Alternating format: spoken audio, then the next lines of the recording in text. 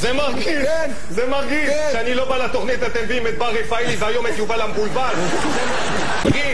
זה מרגיז, זה שאתה נכנס לחנות שמתקמצנים ושמים מדפים כאלה קטנים עם 700 דברים ועוד רושמים לי שברת שילמת, זה מרגיז אותי. אז אני אמרתי, אתם משחקים איתי בחרוזים, אני גם משחק בחרוזים, אז לקחתי וברחתי. מה מרגיז אותי? מה מרגיז אותך? למה מרגיז אותי שמנסים לעבוד עלינו? מי? שאתה קונה בסופר שקדי מרק, רשום 20% חינם.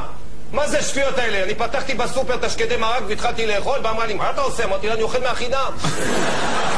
זה מרגיז. זה מרגיז. אני אגיד לך מה מרגיז, שאתה יושב בקולנוע ואיזה מישהו עם ראש כזה גדול יושב מול הבן שלך, ככה גדול, איך הוא יראה את הסרט? אז אני שם לו עוד שרפרף, עוד שרפרף, עוד שרפרף, ואז אני יורה לו פופקורן עם אקדחים, ככה, זה מרגיז.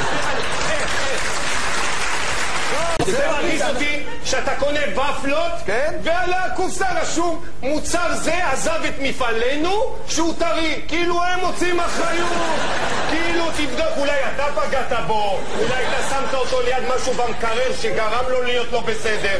וזהו, כתוב גם עזב, כאילו בריב, ברע הוא עזב. עזב את מפעלנו, כאילו עשו לו מסיבה, ואפל עזב. מרגיז, זה מרגיז. זה שאתה עומד עם אשתך ומישהו שואל כמה ילדים יש לכם, אז היא אומרת 5 והוא השישי.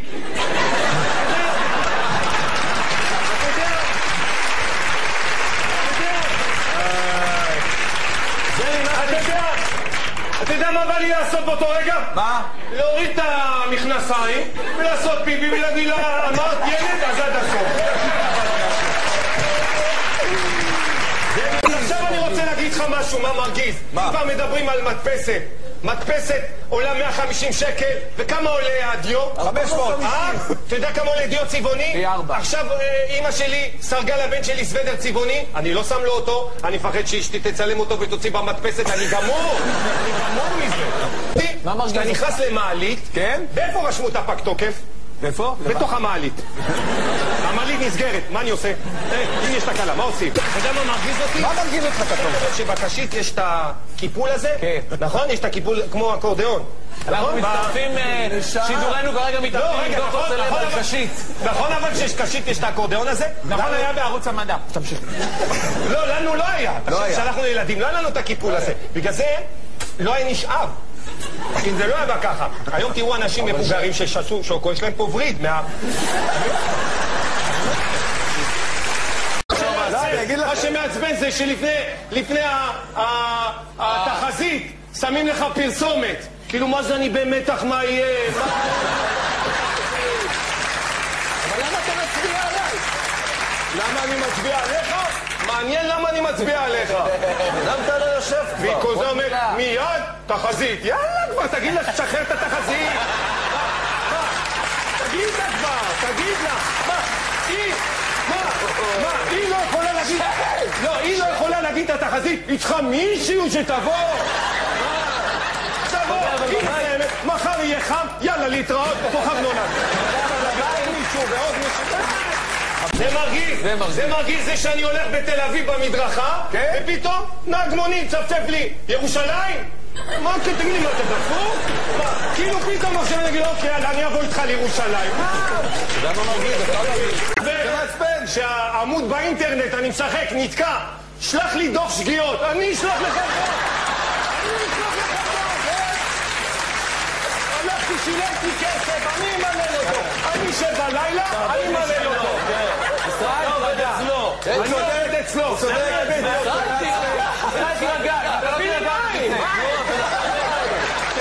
תביא מים. רגע, תנשום. די, קח כפרה, אתה לא נראה... לא מי שלך. תראה, שברת את השור. קח, מה יש לי שפעת אשכנזים, תשתה כבר. זה נמאס, זה שהיום כל חתונה תוקים לך באיזה חור, שאפילו ה-GPS אומר לי שירותים.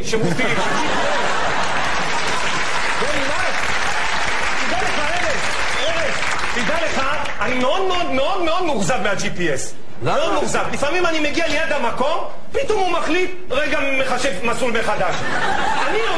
אני פונה פה לכל האנשים שבתוך ה-GPS. אתם לא יודעים איפה זה? תגידו לי.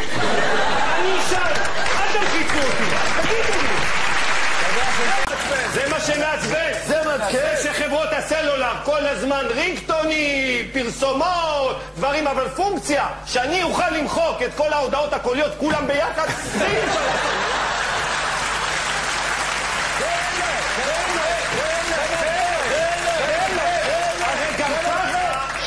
גם ככה אני לא רציתי לשמוע את זה. הרי אם הייתי רוצה, הייתי עונה להם. על מי אתה כאן? תגיד לי, על מי אתה כאן? מה עם האנשים האלה שניגשים אליך בצומת לנקות לך את חלון.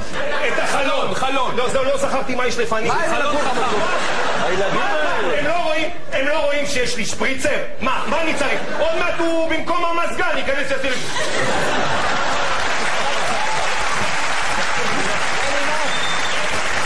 זה מעצבן, זה אתה נכנס למסעדה והמארחת, עכשיו אתה נכנס למסעדה, זה מעצבן.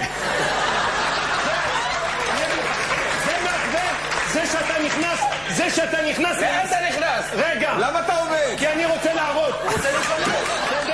אני רוצה להראות.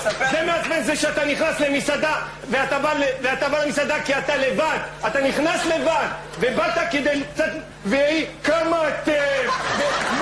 אני באתי לבד. מה, היא מזכירה לי שאין לי חברים? טוב, חבר'ה, נכנס למסעדה. ישראל, נשמה. ישראל, וואו. תביא חיבוק. תביא נשמה.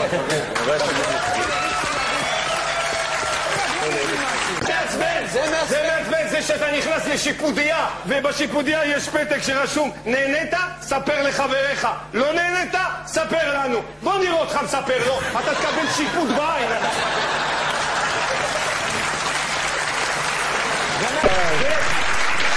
זה נמאס. זה שיש לי 5 ילדים ואני לא ישן כבר 9 שנים. כל פעם מישהו אחר בא למיטה. אני 9 שנים ישן עם בוהן בתוך האף. אני 9 שנים בחיים שלי לא הייתי מצונן, אף לא פנוי. ככה אני יושב.